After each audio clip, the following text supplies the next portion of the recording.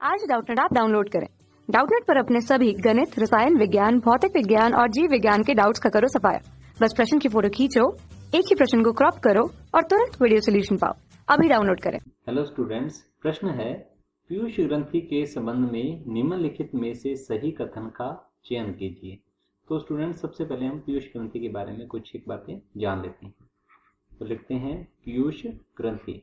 पीयूष ग्रंथि को मास्टर ग्रंथि के नाम से भी जाना जाता है, क्योंकि यह अन्य छोटी छोटी ग्रंथियों का नियंत्रण करती है, तो इसे मास्टर ग्रंथि भी कहते हैं। खुद पीयूष ग्रंथि जो है वो हाइपोथैलेमस के नियंत्रण में रहती है। तो हम यहाँ लिख देते हैं हाइपोथैलेमस के नियंत्रण में यह रहती है। पीयूष ग्रंथि के मुख्यतः दो भाग हैं, इसे कहते हैं अग्र पीयूष और पश्च पीयूष ग्रंथि। तो लिख देते हैं अग्र पीयूष ग्रंथि और पश्च पीयूष ग्रंथि।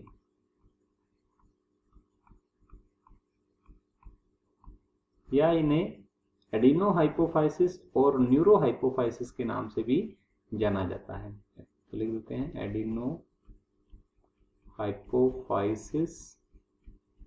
और पश्च पीयूष ग्रंथि जो है इसको बोला जाता है न्यूरोहाइपोफाइसिस।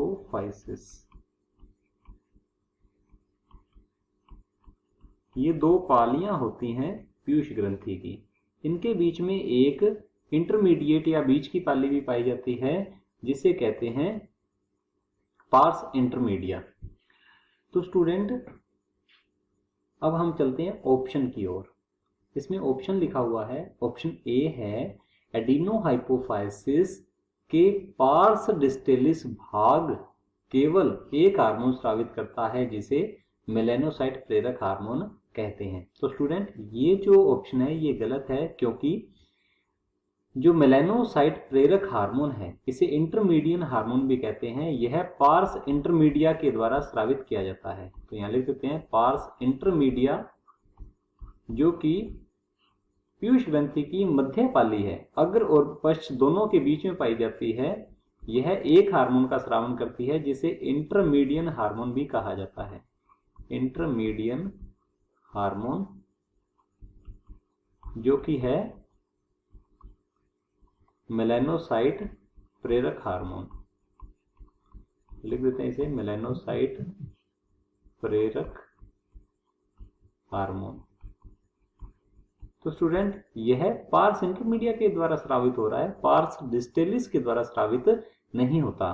पार्स डिस्टेलिस और पार्स ट्यूबरेलिस ये दो भाग हैं अग्र पीयूष ग्रंथि के। तो यहां लिख देते हैं पार्स डिस्टेलिस और पार्स ट्यूबरेलिस। दूसरा ऑप्शन देखते हैं स्टूडेंट्स। तो दूसरा ऑप्शन है हमारे पास यहाँ पीयूष ग्रंथि द्वारा GnRH उत्पादित होता है, जो हाइपोथैलेमस से गोनेडोट्रोपिन के स्राव को उद्दीपित करता है। ये बिल्कुल गलत है, क्योंकि पीयूष ग्रंथि जो है ये हाइपोथैलेमस का ऑर्डर फॉलो करती है, ना कि हाइपोथैलेमस जो है वो पीयूष ग्रंथि का ऑर्डर फॉलो करता है। हाइपोथैलेमस जो है ये GnRH हार्मोन का स्रावन करेगा, अर्थात गोनेडोट्रोपिन रिलीजिंग हार्मोन।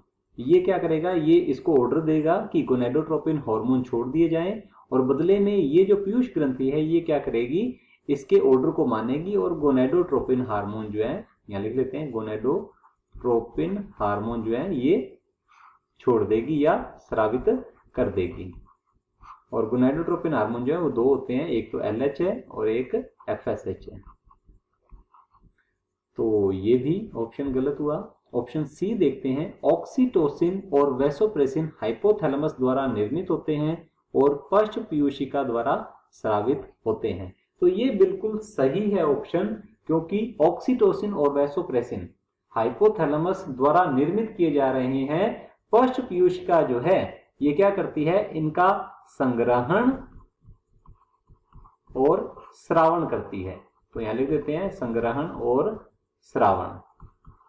तो इसका मुख्य कार्य यही है, यह किसी भी प्रकार के हार्मोन का निर्माण नहीं करती, यह दो हार्मोन का संग्रहण करेगी और उनका स्रावण करेगी।